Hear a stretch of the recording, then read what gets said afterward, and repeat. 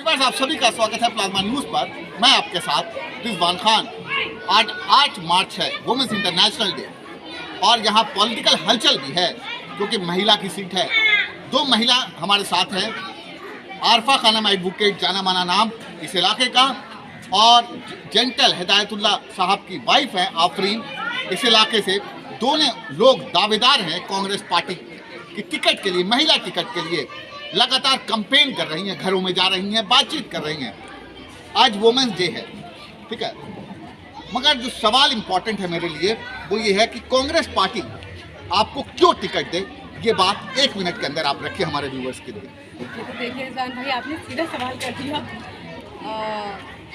अपनी बात शुरू करूंगी।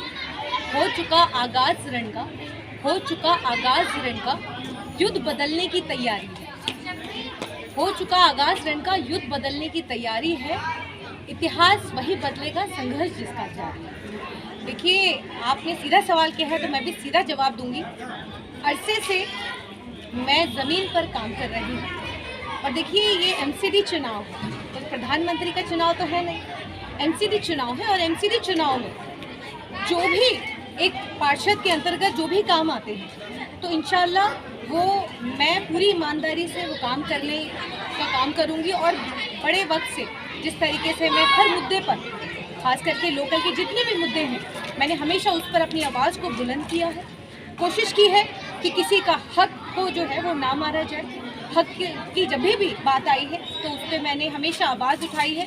और दूसरी बात ये है कि देखिए, जनता जनार्दन, ये जनता तय करेगी कि किसको जिताना है या किसको हराना है। ये जनता का फैसला है, और जनता के इस फैसले को मैं सर माथे पर मैं लेती हूँ। और दूसरी बात, अभी जहाँ तक कैंडिडेट तय करने की बात है कि जनता क्यों चुने या पार्टी क्यों चुने मुझे, तो देखिए मैं एक बात शुरू से कह रही हूँ कि चाहे मेरे वार्ड 102 वार्ड जितने भी कांग्रेस के कैंडिडेट हैं, जितने भी, चाहे वो हिदायतुल्लाह साहब की वाइफ है, परवेज साहब का मुझे मालूम नहीं कि वो अपनी वाइफ को उतार रहे हैं या नहीं उतार रहे हैं, या जो भी अपनी बहन, बेटी या बहू को उतार रहे हैं, कांग्रेस पार्टी अगर उनको टिकट देती है, भरोसा जताती है, उनको टिकट देती है, तो मैं पूरी ईमानदारी से पार्टी के साथ हूँ। मैं उस कैंडिडेट के साथ हूँ जिसको पार्टी टिकट देगी। पूरी ईमानदारी से हम लोग लड़ाएंगे। लेकिन एक बात मैं कह दूँ, ज़मीन पर मैं बहुत वक्त से काम कर रही हूँ, तो मैं अपनी दावेदारी भी मैं मानती हूँ कि मेरी भी दावेदारी है, और मैं पूरी मजबूती से मैं टिकट मांग रही हूँ। और मैं पूरे यकीन से मैं ये कहती हूँ कि जिस तरीके से प्रियंका गांधी जी ने यूपी के अंदर बदलाव किया है, 50% हमारे पास पहले से रिजर्वेशन था, लेकिन इसके बावजूद हमारा जो वार्ड है इस बार महिला सीट हो गई है। और प्रियंका गांधी जी ने जिस तरीके से एक नारा दिया, लड़की हूँ लड़ सकती हूँ, तो ये नारा अपने आप में जितना मजबूत है, और ख़ास करके हम जैसी महिला जो एक आम कार्य करता है, उसके अंदर एक जोश भी पैदा करता है। और हम जब जाती हैं, जो हम औरतों से बात करती हैं, मिलती हैं और उनके काम को उठाती हैं, समय खत्म होने वाला, जल्दी से काम को उठाती हैं, तो देखिए ये मैं ये समझती हूँ कि इस बार युवाओं को मौका मिलेगा। और युवाओं के साथ साथ खास करके जो एक्टिव जो वुमेन्स हैं, जो महिलाएं हैं, जो ज़मीन पर अरसे से काम कर रही हैं, उसको मौका मिलेगा। आप भी 1 मिनट में अपनी बात रखिए कि पार्टी आपको टिकट क्यों दे। जैसा है कि पार्टी ने अगर मौका दिया, वो तो पार्टी डिसाइड करेगी कि किसको टिकट देना है, कि कौन से कैंडिडेट को। लेकिन अगर बात है टिकट देने की, तो लोग सबसे पहले परफॉर्मेंस देखते हैं। जैसे कि हमारे हस्बैंड मोहम्मद हिदायतुल्लाह साहब आज से नहीं, जब सीए प्रोटेस्ट हो रहा था तब से ग्राउंड लेवल पे लोगों की मदद करते आए हैं। कोविड में भी उन्होंने स्टार्टिंग से ही first phase, second phase, third phase सब में काम करा है, बीमार भी पड़े हैं। तो फर्स्ट फेज़ में उन्होंने लोगों को खाना बनाकर खाना बांटने का काम किया। सेकंड फेज़ में फिर उन्होंने राशन किट बांटी है।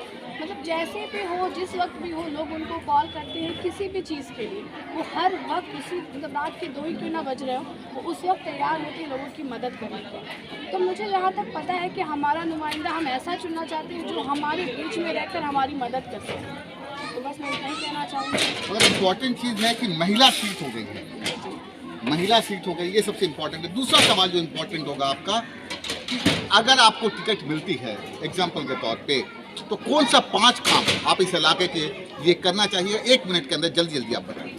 देखिए, सबसे बड़ी हमारे इलाके की समस्या जो है वो कूड़े की समस्या है, जो नियमित रूप से नहीं उठती है।